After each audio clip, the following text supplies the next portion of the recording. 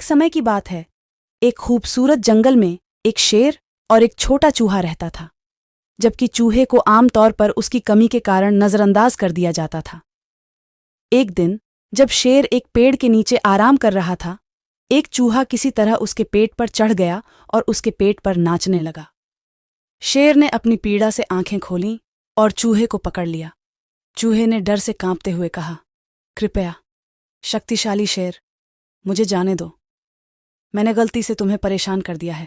एक दिन मैं तुम्हारे बुलाने पर जरूर आऊंगा। शेर चूहे की बात सुनकर हंसा और उसने चूहे की बात मानने का फैसला किया। और शेर ने चूहे को छोड़ दिया और चूहा दूर जाकर घास की छाया में छिप गया। कई हफ्तों के बाद शिकारी जंगल में आए और शिकार करना शुरू कर दिया।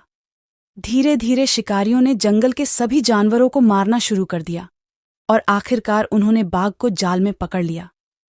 जब शक ने बाघ को जाल में देखा तो उसने सारी आशा खो दी और कोशिश की जाल तोड़ने के लिए। चूहा अपने नुकीले दांतों से कठिन जाल की मोटी रस्सियों को काटने लगा। घंटों तक उसने हमले को जीत की ओर अग्रसर किया और अंततः बाघ को मुक्त कर दिया। शेर चूहे की बहादुरी और दृढ़ संकल्प से आश्चर्यचकित था। शेर ने चूहे को धन्यवाद दिया और कहा, पहले मैंने सोचा था कि ताकत और निर्दयता ही सब कुछ है, लेकिन आज आपने मुझे सिखाया है कि छोटे जानवर भी महान काम कर सकते हैं और दूसरों की मदद कर सकते हैं। ऐसी संभावना है।